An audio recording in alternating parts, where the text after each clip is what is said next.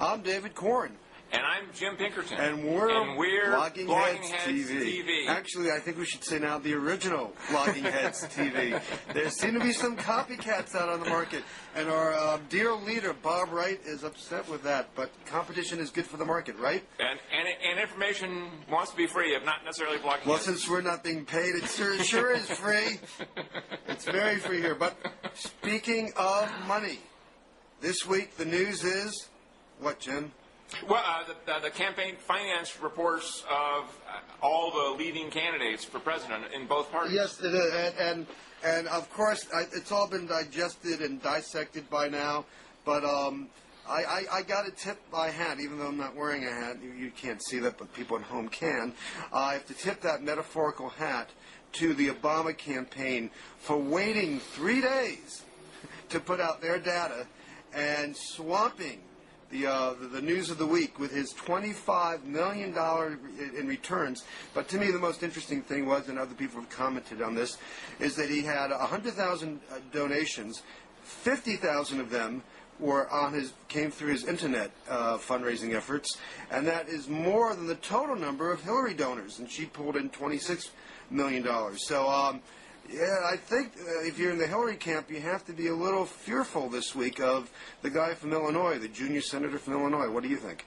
Right. I happened to be watching Hardball last night, and Hillary Rosen, representing the, of all things, Hillary Clinton campaign, tried to pretend that Hillary had as many donors as Obama did in numbers.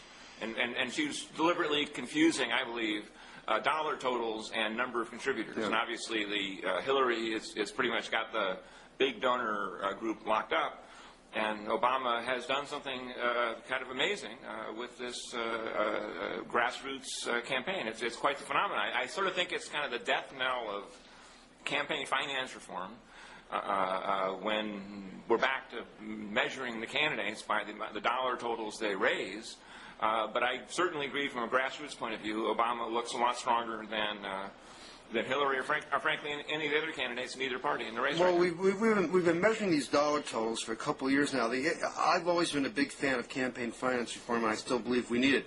But what's interesting is in the Internet age, it does change the dynamics. It used to be to raise a lot of money, you had to have the fat cats, or you call them pioneers in the Bush campaign, who would go out and get a lot of their friends to max out and give $2,500 and have these big dinners, and it was the most efficient and effective way of bringing in money, and you wouldn't go after the people who could give you $20 to $50 or the $75 or $100 or $150. You wouldn't mind if that money came in. Some campaigns did direct mail to bring in those, but direct mail, as you know, campaigns have a lot of cost to them.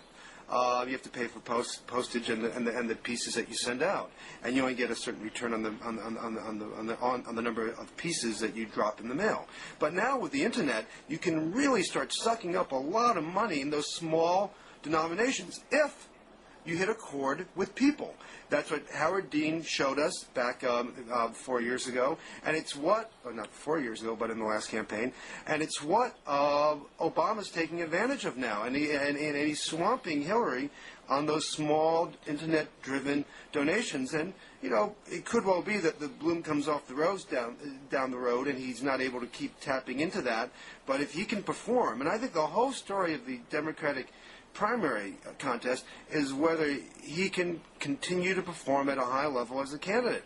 If he can, that will trump whatever inexperience he has, or the lack of experience. He will prove himself by becoming a great candidate, and he's gotten off to a good start. And it's happened before. Candidates like Wendell Willkie or Jimmy Carter in different decades came out of nowhere to get the nomination. It doesn't always happen. What is kind of amazing to me is that Hillary Clinton is the first really credible female presidential candidate ever, and yet Obama has made her seem kind of, if you will, old hat. And I think a lot of it is to do to the nature of the Hillary Clinton campaign and the way that she presents herself and so on, and obviously the 1984 Hillary ad from a week or two ago on YouTube, I think struck a chord, as you said. That's what makes a difference in this world, is whether people click, is whether they feel somehow impelled to do so.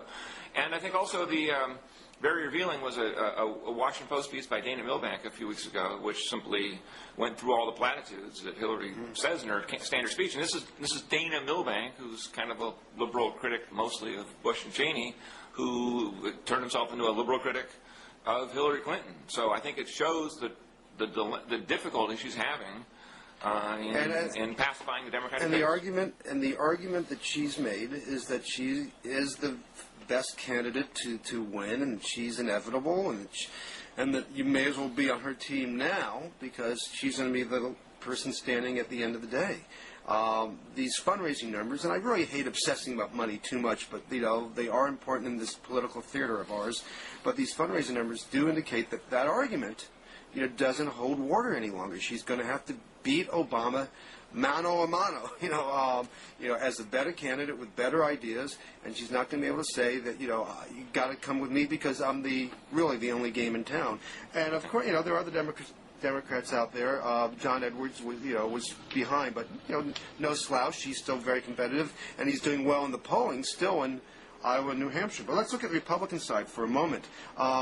News there, of course, was Mitt Romney, $20.6 million, and John McCain, a paltry, what was it, $12.5 million. Nothing. Chump change. Beer money. This American hero who's made more money than that probably off his books, then comes out and says, well, you know what? I'm not very good at fundraising and I'll have to do better. Well, no shoot, Sherlock. Admit, there's something seriously wrong with McCain, I think, in many ways.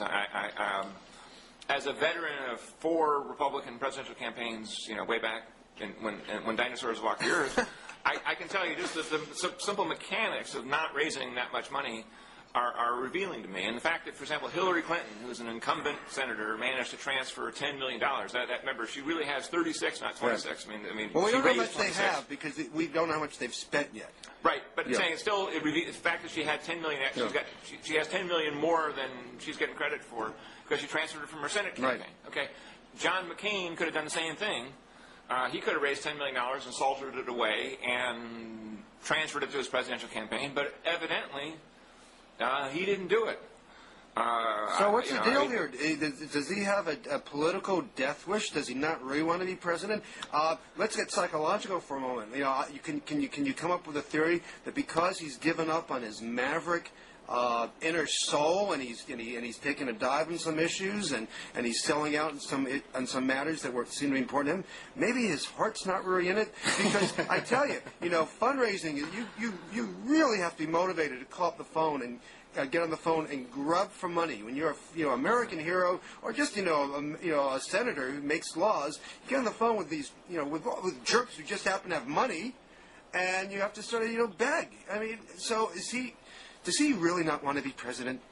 Well, it's funny when you mentioned that about grubbing for money. Terry McAuliffe, who's spin doctor par excellence for the Democrats, specifically Hillary Clinton, said, listen, I give Obama credit, but every time I called a donor, it turned out that Obama had called him 5 times before I'd called him. Now who knows what the truth is? It might be a slight exaggeration, but it does speak to what is necessary if you want to raise money. You do have to work the phones as well as you can. And it's terrible. So back to McCain.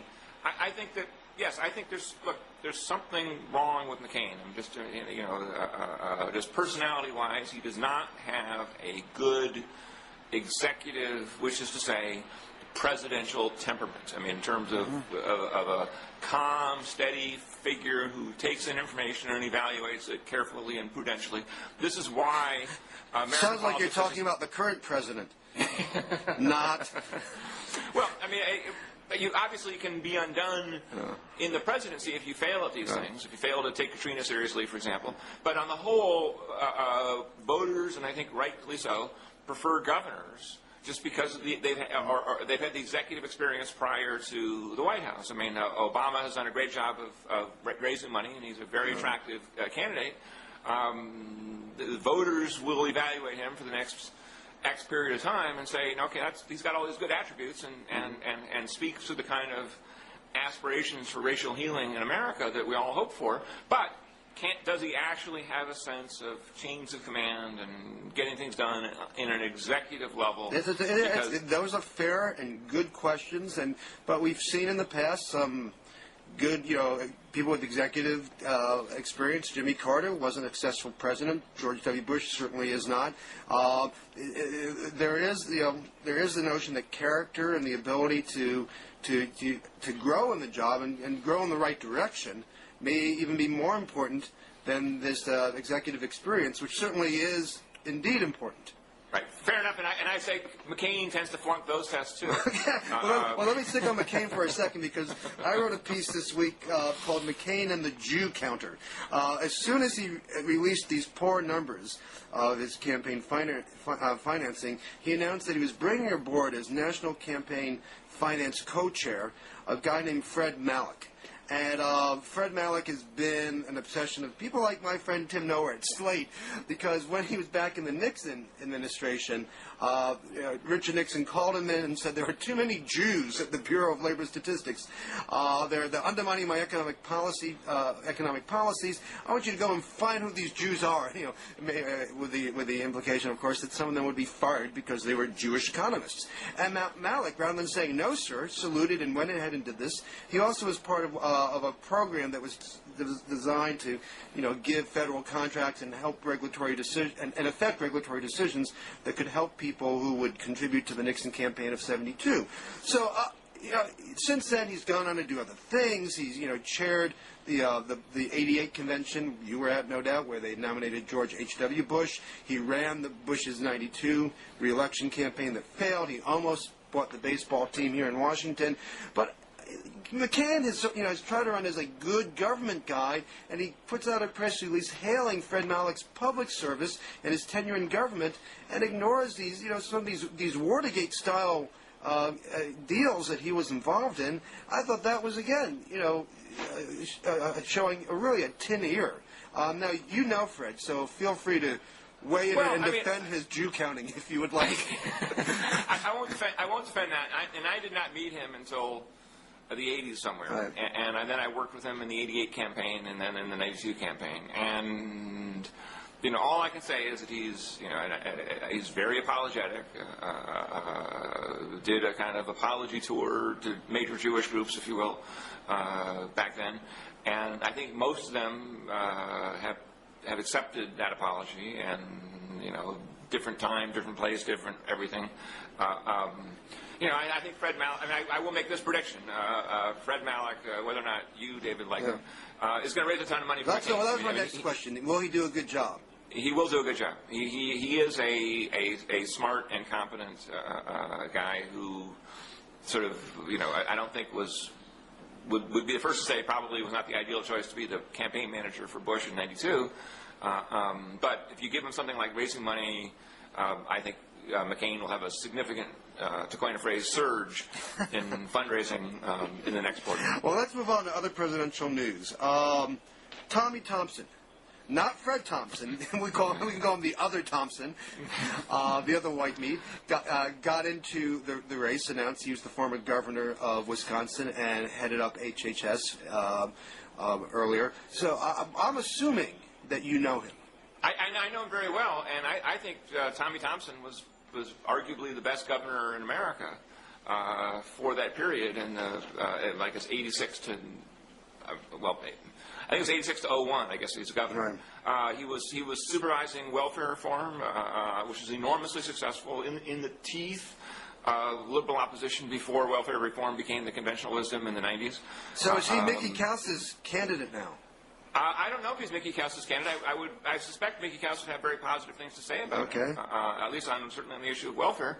I think on school choice he was a pioneer. I think overall he's really one of the better governors we've had. And I guess it says something unfortunate about. Didn't he have a tough time though at HHS? Stem cell research. He had to sort of check his manhood at the door on some key issues, right? And that happens to cabinet secretaries a lot. Yeah. Let's face it. You go to work you go from being a governor to working for somebody else, and the next thing you know, you're as the Secretary of Health and Human Services, you find yourself getting kicked around by some deputy assistant chief of staff in the White House, who's 30 years younger than you are. It's just the way it works. And all you used to do that, kicking around, right? When you worked for the first Bush presidency.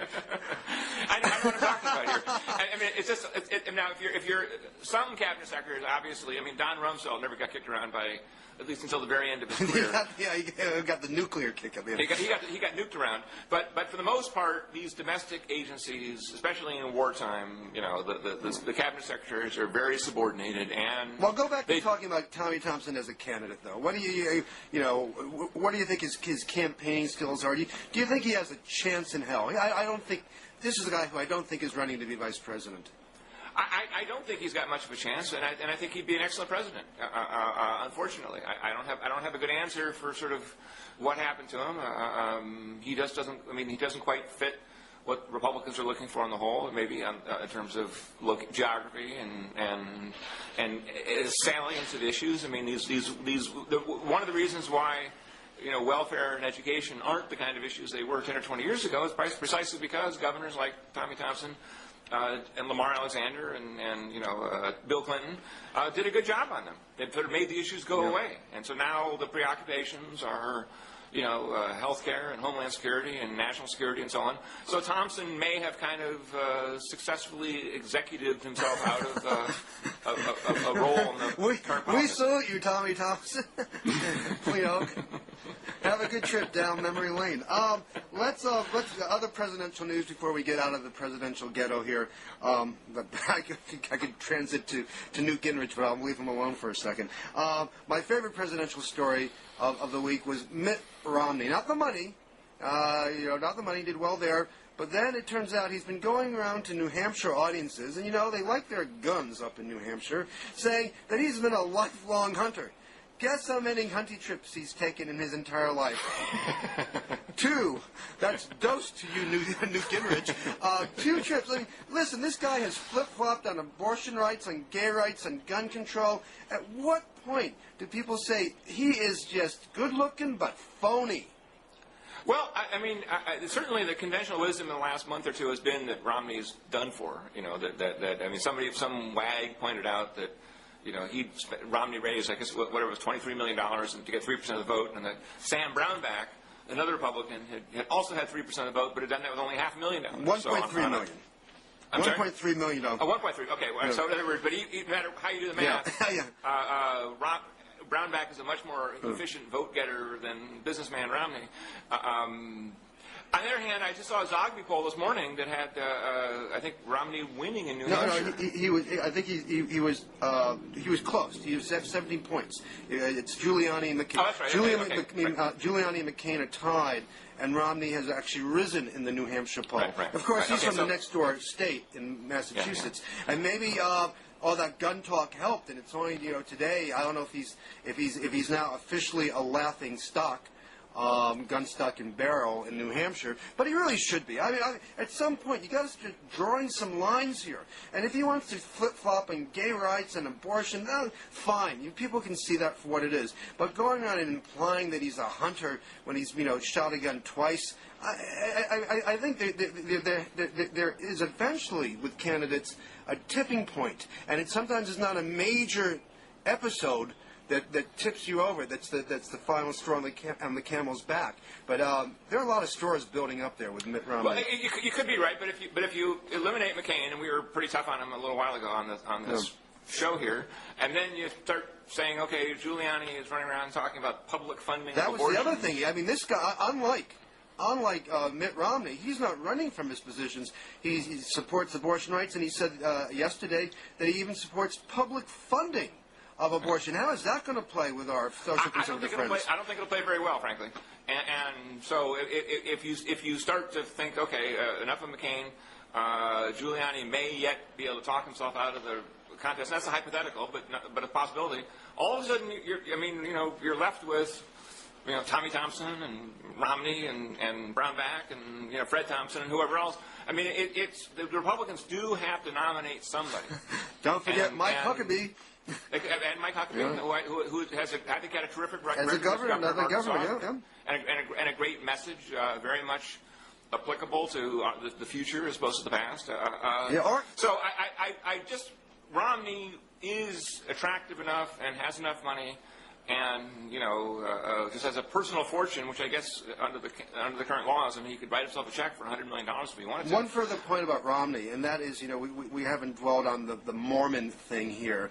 I think that is the issue. But the interesting thing to me is that it's it will probably be more an issue with the social conservative, the Christian conservatives of the Republican Party, who may not be so supportive of a Mormon presidential candidate. And it's also that group that may be the most suspicious of all these flip-flops. So he has sort of two barriers to overcome with them. But you're right. I mean, at this point in the game, all the leading presidential candidates on the Republican side, turn off, will have turnoffs for the Republican basic primary voters. And we'll see, but somebody has to win at some point.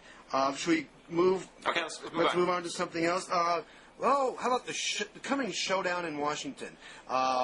Bush versus the Democratic Congress on the Iraq funding bill. Constitutional crisis or something short of that? What do you think? I think that, look, as you know, David, I opposed past tense the Iraq War. I oppose the Iraq War now. And I will just say this, that I think the Democrats are playing with fire here in trying to run foreign policy from Capitol Hill.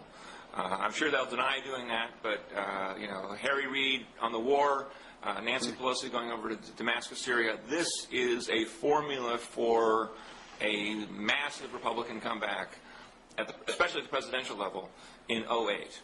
That's interesting. Certainly the Republicans on the Hill are betting on that now. They're rallying around the president, thinking that in this fight between him and the Democrats in Congress, he's going to win, and it's going to be just like the budget, government shutdown between Clinton and Newt Gingrich, in which Gingrich got his clock cleaned. I'm still, I see the logic to that. I also see it as the only position that Republicans can take now, unless they want to really, really fully break with the president. But look, the Republicans don't have a lot of choice, but the Democrats do have a choice. But I'm still not convinced it's going to play out that way.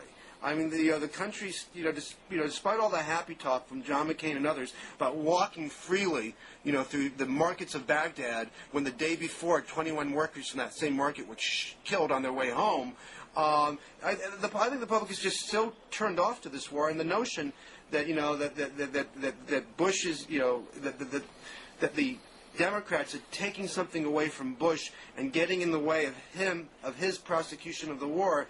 I'm not sure that's going to rile a lot of the people out there, except maybe the 16% who still have positive approval ratings for Dick Cheney. I think the public is turned off to Bush and is turned off to the war, and this may not be as engaging as Republicans believe it will be. I agree they're turned off to Bush, and I agree they're turned off to the war. However, what the Democrats are missing here is the talismanic significance of the troops themselves. And if the troops themselves feel like and say that they have been undermined and undercut and the effort has been betrayed and stabbed in the back, to use a very loaded phrase from the past, if they say that, and they are saying that, well, somewhere... look, believe me, all the military veterans groups and all these groups, the groups that speak for soldiers, not the John Kerry kind of spoon-fed soldiers that are sitting there in some DuPont Circle townhouse, being wined and dined by Democratic heiresses. Not those soldiers. Wait a second. Those John Kerry type of vets. John Kerry he got a lot more medals and got a lot more harm done to him than the so-called hawks today. Right. Come on, that was not fair. You're right, David. John, as far as I'm concerned, John Kerry was a war hero. However, he destroyed his political future and the Democratic Party's chances of winning the presidency in 2004 with those comments to the Senate Foreign Relations Committee in 1971. That's just plain as day. Oh, no, listen, if he had been a better personality and campaigned in a sharper fashion, he would have won. Those comments were not lethal. And I think they were. We disagree on that. Fair enough. But all I'm saying is look, I think that there's in Clausewitzian terms, when you're dealing in a strategy, unity of effort, unity of command is vital. And the idea that Harry Reid is doing one thing and that John Murtha's doing another thing. The Democrats are just saying. The Democrats are just saying. They're not saying move your troops here, move your troops there. They're saying, Mr. President, you have a year and a half. You have a year and a half to work this thing out. You know, there are benchmarks. You've called for benchmarks. We want to make sure the benchmarks are met. And these are not U.S. limitations on U.S. troops. These are the Iraqis to show that that our sacrifice is worth the effort. So that's what they're saying. They're not saying you have. It's not tying the hands of the commanders. It's saying we're giving you a time limit. That's all it is. Well, and I'm saying the soldiers in the Pentagon resist that. Well, and furthermore, I think the White House is making hay big time when they say this is, the 58th day or 59th day, whatever it is, since the Democrats have put forth the war resolution. I'm looking out of my window at the Senate office buildings, and I don't see angry mobs on the street, decrying Harry Reid because it's day 58. I did hear a report on NPR maybe yesterday about 1,000 troops who are being sent to Iraq ahead of schedule, without adequate rest, probably without adequate training or adequate equipment, because they need to they're being sent to protect the troops that are doing the surge. And so I don't think this support the troops argument, or the troops say this or the troops believe that, is as clear cut an argument on either side as it once was. And so, you hear these troops, and they don't know when they're coming back. There are a lot of complaints from their family members. It's, you have the Walter Reed situation. It just, there is no such thing, I think, at this point, as anybody speaking for the troops. And, there are still stories every couple of weeks about how the troops are not equipped the way they should be. And putting in, conditions into the House bill saying the troops have to be equipped properly, and you have a year and a half to do this. I still don't see why that is definitely a loser for the Democrats. I can see how it can play out that way. I'm not saying it's not possible, but to me, this is still only time will tell type of political situation. And I'll make a flat prediction, which somebody can archive and keep track of, and that is if the war turns south or continues to turn south or ends just completely catastrophically. In November of 2008, and in the even-numbered years for a while thereafter, the Democrats will pay a huge price. I'll stop there. Okay, let's talk briefly about Nancy Pelosi. She went to Syria, you mentioned it, and then she went to Saudi Arabia, where she said, "Hey, how come there aren't more gals or any gals in your government?" The Bush administration was all very huffy about her trip to Syria. That is, I'm of the belief now that we need to just have as many people talking in as many different places as possible. The Baker-Hamilton Commission called for talks with Syria, and that was not just James Baker. It was Ed Meese, Sandra Day O'Connor, Alan Simpson, and Lawrence Eagleburger, who you worked with in the first Bush administration. And if the Bush administration isn't going to do this, well, then let members of Congress go there. I think that Syrians are smart enough to know that that they're talking to a member of Congress, not to the president. They don't, this whole business about mixed signals, I think is bunk. And I was thinking the other day about, I think it was in 1988 when the USS Vincennes shot down the Iranian airliner. If something like that happened today, we'd be on a path to war. With all the, I don't mean to soft pedal the problems we have with Iran or Syria, but I think having channels of communication, the way we do with China and Russia, and the way we did during the Cold War with Russia, is useful, and particularly to keep us from getting into an accidental war. I know we argue about whether we should have preemptive wars, but I have to believe that even the most hawkish of the hawks don't want an accidental war. Well, what do you think? Again, I'm in the situation of kind of agreeing with you on the substance and disagreeing with you on the style. I think Pelosi's trip, where she seemingly misrepresented the Israeli position, said that the Israelis are giving her an offer to take to Syria, which, in fact, then the Israeli government said, no, we're not. Right. We didn't give her anything beyond the usual, our standard position, in which she used the unbelievably loaded phrase, at least to Christians, the road to Damascus. Now, I realize she was trying to make a play probably on road to Jerusalem, road to Baghdad, but for Christians, road to Damascus means something, and for her to throw that around, I mean. Well, she's a Christian too. I understand, but for her to talk like that, to sort of try and invoke a central element of Christian belief and turn it into something political, where she's misstating the Israeli position and then sort of implicitly giving Bashar Assad credit for looking for peace when there's not much evidence that he's looking for peace, except on his terms. I think she looks like a fool. I think she's hurt the Democrats badly, and if the Democrats were smart, they would tell her, don't make any more foreign trips. Again, we're better off as a party, the Democrats that is, and I'm talking about they, the Democrats, investigating Bush, studying Halliburton, subpoenaing people, whatever else, trying to do rival military policy in Iraq and rival foreign policy in Iraq. We're flirting with disaster here, and I think this Pelosi trip to Syria proves that they're better off leaving diplomacy to experts, or at least to people they can blame. Two big differences there, because I don't see much expert diplomacy coming out of the Bush administration. That's for sure. I said, or to people they can blame. I know that's why. I know the people who you can blame is a lot easier. I still, my hunch is, and time may prove me wrong here, that the Iraq failure just trumps everything in terms of politics and the public perception of what's going on, and in some ways that gives the Democrats a freer hand than you might imagine with the public at large than it does with policy mavens such as yourself. But we'll see. The great thing about politics is that is that eventually somebody wins and someone loses, and no one remembers what we predict. Unless we're right. Which we remember, that's for sure. The war in Iraq, I said it wouldn't be good. Let's we have a tradition on the Pinkerton or Pinkerton Corn show, and that is our Space is the Place segment. And I wanted to ask you about this crucial vote that was held this week in was it in Upham, New Mexico? Do you know what I'm talking about? No, I don't. Okay, gosh. Well, Jim, we should remind our viewers, can't wait to the day when we can all just travel to space and colonize it, because, gosh darn it, we got to get off planet Earth before it's too late. And and let's see. Let me look at this AP story. On Tuesday, residents of Dona Ana County, this is in New Mexico, Upham, New Mexico, they had a vote. And the vote was whether they vote for a tax increase that would finance the building of a future spaceport.